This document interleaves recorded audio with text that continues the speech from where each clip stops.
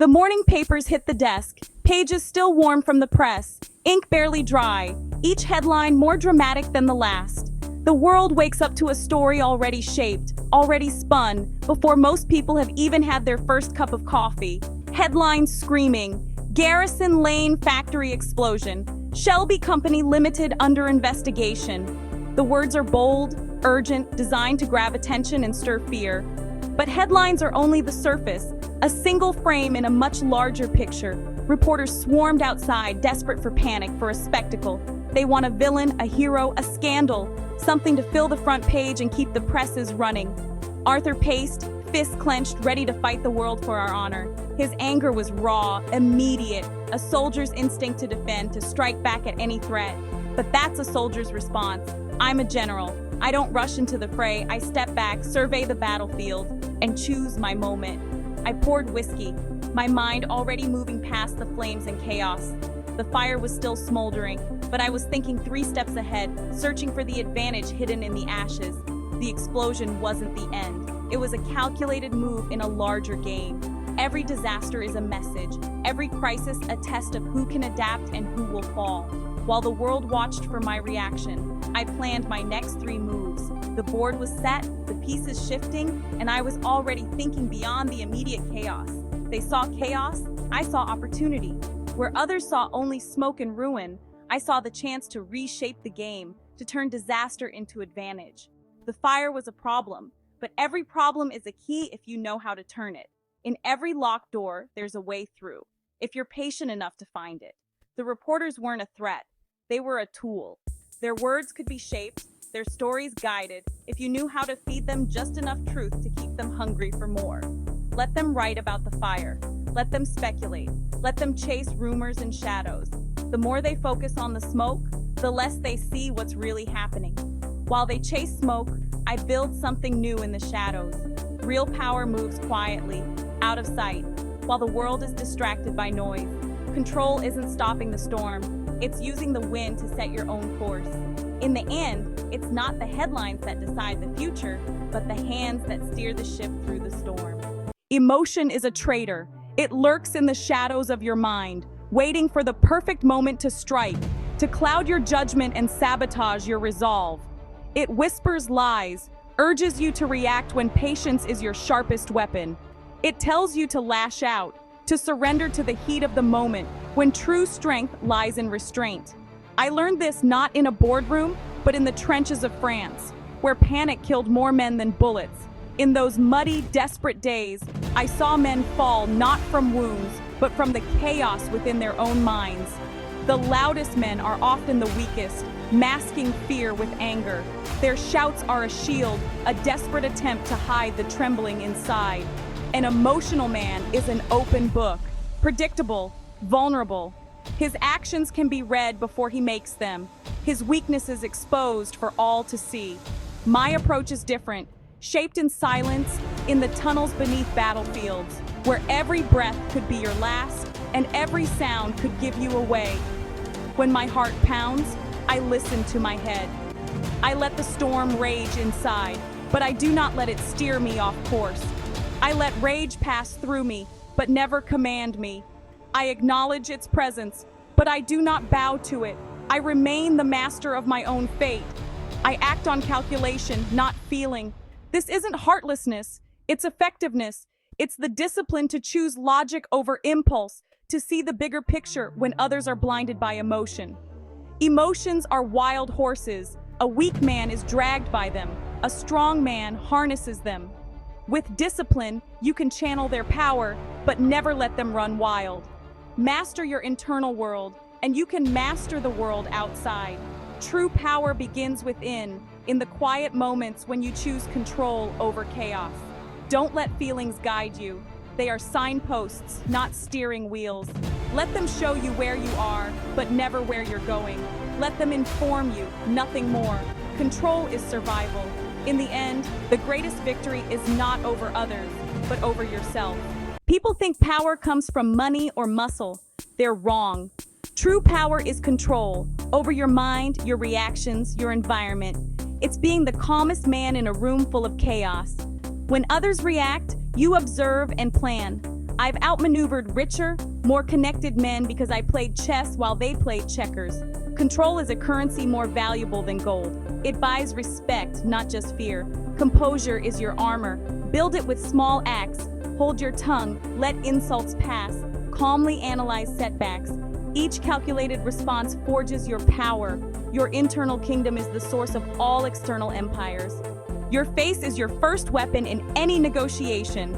Most people broadcast their strategy with every twitch. An emotional man gives away his intentions for free. To be powerful, become unreadable, a mask that reveals nothing. When insulted or offered opportunity, keep your expression neutral. The real battle is behind the eyes. This mask unnerves opponents, forcing them to reveal themselves. Your silence and stillness become pressure. Practice this. Command your face to be still, no matter the news. At first, it's unnatural. Over time, it's your shield. Let them wonder what you're thinking. Their imagination is your weapon. The mask protects you from exploitation. Discipline isn't a cage, it's a shield.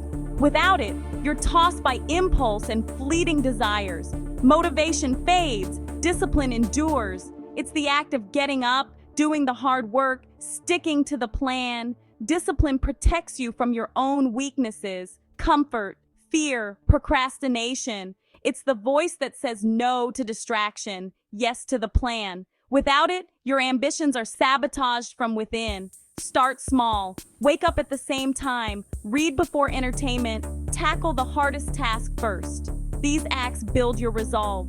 Over time, discipline becomes routine, then strength. Your shield lets you walk through fire unburned. Make discipline your identity. Betrayal is inevitable if you build anything of value.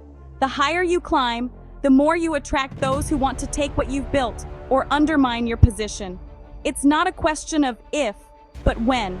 The natural emotional response is revenge, to lash out and make them pay. But that's weakness. That's what they expect, and it's what they're prepared for.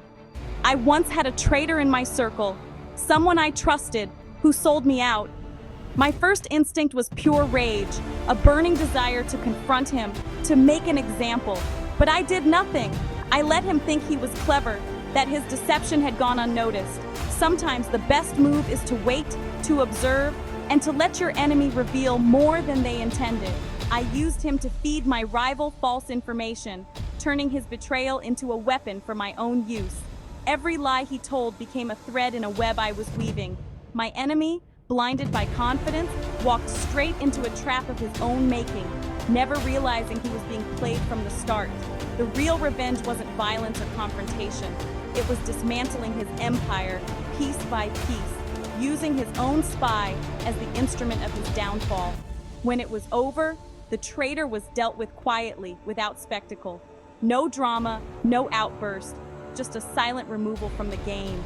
The lesson is clear. Betrayal is a strategic problem, not a personal wound. Treat it as a puzzle to be solved, not a scar to be nursed. Remove your heart from the equation. Emotions are natural, but they have no place in the decisions that matter most. Pain clouds judgment. Anger makes you predictable. Use betrayal as information, as a signal to adjust your strategy and tighten your circle. Turn your enemy's weapon back on them. Let their actions become the seeds of their own undoing. A calm, calculated response devastates more than passion ever could. In the end, strategy always wins over emotion. That's how you survive and thrive when the knives come out. Modern men chase comfort, but comfort breeds weakness. The world is hard. To thrive, you must embrace pressure. Like steel forged in fire, men are shaped by adversity. Every challenge is an opportunity to be tempered. Don't pray for less pressure, pray for more strength. Lean into discomfort, that's where growth happens. Easy days make you soft, hard days build resilience. I seek discomfort. Cold showers, difficult books, tough problems. Comfort is a trap. Learn to be comfortable with discomfort. When you stay calm in chaos, you possess rare power. Stop running from pressure. Walk into the fire. It may burn, but you'll emerge unbreakable. Discomfort makes men. Men chase grand gestures, thinking legacy is built in the spotlight, but legacy is built in the shadows, in relentless, unseen work. Think of an iceberg. The world sees the tip, not the massive foundation below.